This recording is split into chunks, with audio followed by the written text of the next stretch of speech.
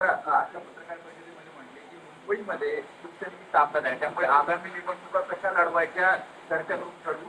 राष्ट्रवादी काँग्रेस सोबत असेल तर मनसे सोबत आली येतील ना सगळे, सगळे येतील. आम्ही सगळे मराठी स्वाभिमानी पक्ष एकत्र येतोय म्हणून तर काल त्या डोम मधल्या डोमकावल्यांचा फटफटाट आणि तळतळाट सुरू होता ना.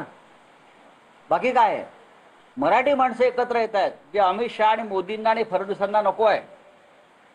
त्याच्यामुळेच तर काल त्या मेंढ्यांचा तळतळाट, जळजळाट, तिळपापड सुरू होता. अरे बाबा, परत सांगतो, आमचा आम्ही बघू. तुम्हाला तुमच्या पक्षाला जर चाटायला बूट कमी पडले असतील तर आम्ही पाठवू.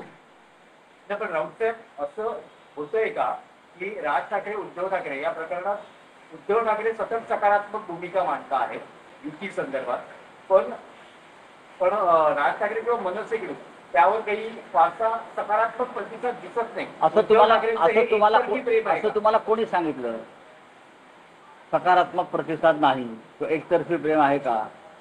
हा काय मोगले आजम सिनेमा नाही ना, किंवा अनारकली नाहीये. प्रत्येक जण आपापली पावलं काळजीपूर्वक टाकतो.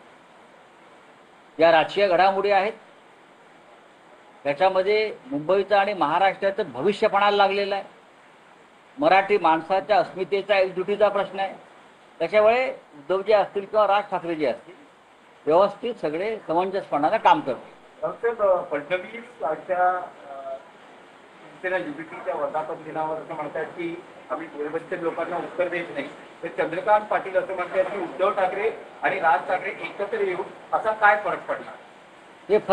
हे फडणवीसांना विचारा ना, काय फरक पडेल ते त्यांना विचारा.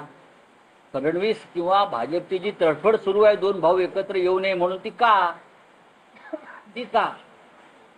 चंद्रकांत पाटील किंवा देवेंद्र फडणवीस यांनी आतापर्यंत राज ठाकरे यांची मदत घेतलेली आहे त्यांच्या राजकारणासाठी.